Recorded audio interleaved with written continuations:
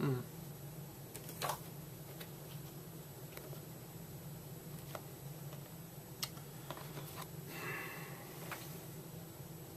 Basically the same thing,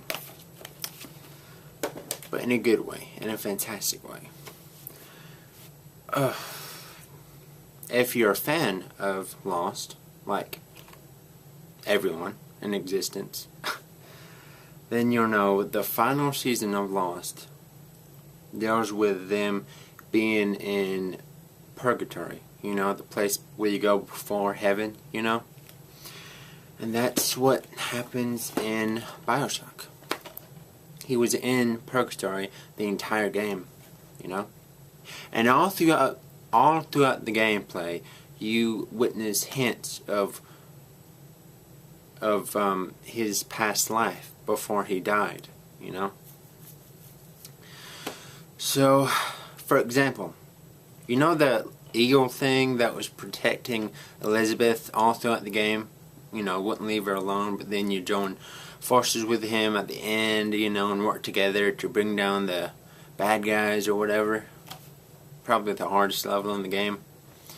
Yeah, I think that was meant to be Booker. You know, if Booker never gave up his own daughter as a baby, you know, to pay off the debt, you know. So, yeah, that was his self-conscious, I think you can say. But, I mean, you do play as the Booker, DeWitt, you know. But he was just imagining that there was another part of him that would always take care of Elizabeth, you know, who would never give her up as a daughter, who would never leave her side, you know, always be there for her, always protect her, you know. And that's what he saw with the eagle. Because if you remember, the eagle, the big robot thing, whatever, Elizabeth kind of drowned him, you know, at the bottom of the, well, you know, yeah, drowned him. So, and the same thing happened to Booker at the very end. So, I do not think that is a coincidence. And of course, we know that Booker was Comstock, and that the game had a lot of timelines in it, you know. But I still think that Booker DeWitt was dead the whole time. Okay?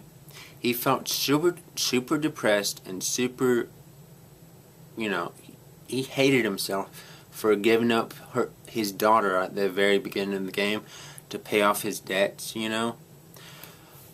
That finally, I think he just couldn't take it anymore and he shot himself, you know.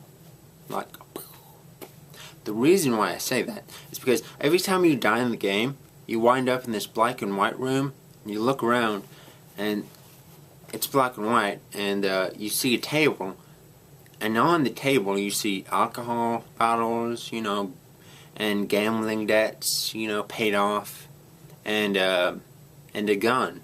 You see a gun on the table next to some alcohol bottles. So I think Booker shot himself because he couldn't handle life without Elizabeth. So when he died, he made up this whole scenario in his head that he would rescue Elizabeth,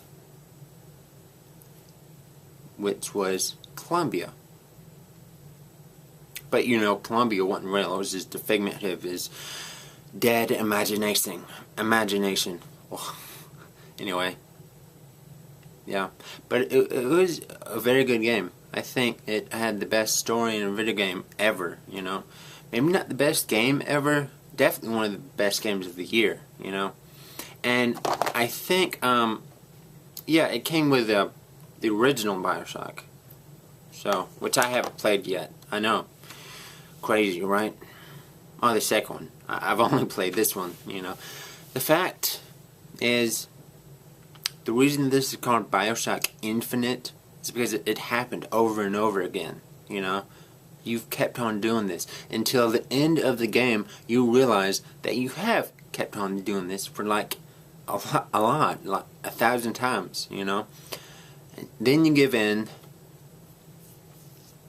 Yeah. Then you let Elizabeth drown you.